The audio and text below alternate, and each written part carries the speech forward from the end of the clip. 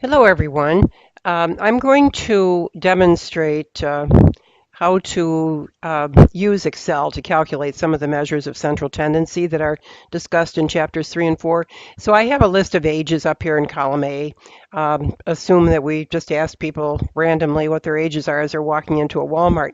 Now, if I want the mean of that data, what I'm going to do is use an Excel function. I'm going to take this out of here for a minute and show you what I did. Click in the cell where I want the mean to appear, and then I'm going to go to Formulas, More Functions, Statistical, and the one I want for the mean is average, because that's what the mean is. It's simply an average.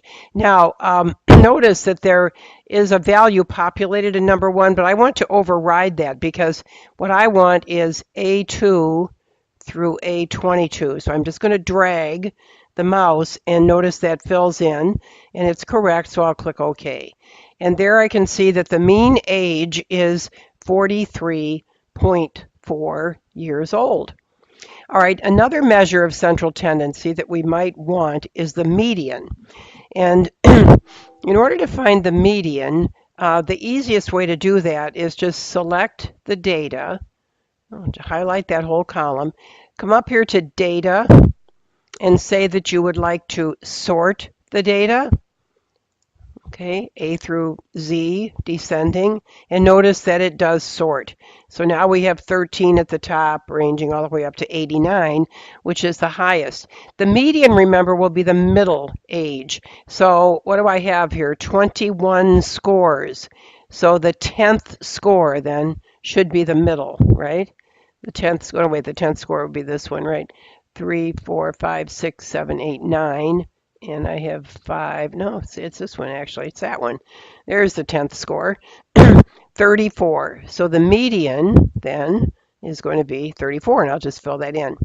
The mode is the number or numbers that appear most often. And as long as the data set's sorted, we can just glance down through there and look for repeats.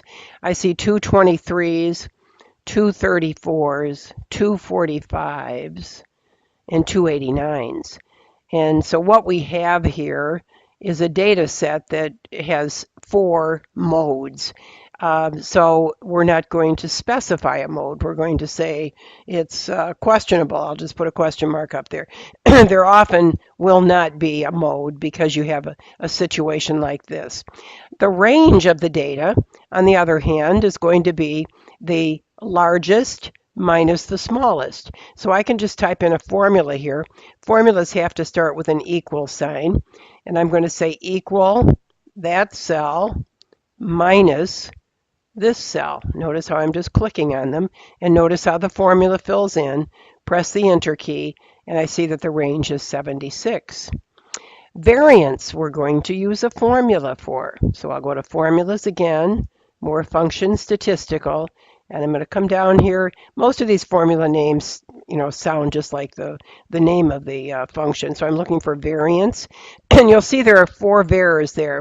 The one we want is var.s. We are typically working with a sample, and that's what .s means. And we want the variance now for the entire list. So I'm going to select those again, and notice that they fill in. And I'm just going to hit the Enter key, and there is the variance. All right, now the standard deviation is actually the square root of the variance, but we can also use a formula. Let's just go ahead and do that. We'll just kind of double check it here. Statistical, and we want standard deviation, and there it is. And we're going to use .s again, and it's this entire data set, and that computes to 26.22. Okay, now if instead I decided to use the square root of the variance, the square root function is sqrt, and then in parentheses I would want that value, and then close the parentheses, and I should get the same number, and I do. Okay, all right, so as you are working on these measures of central tendency, let Excel do the work for you.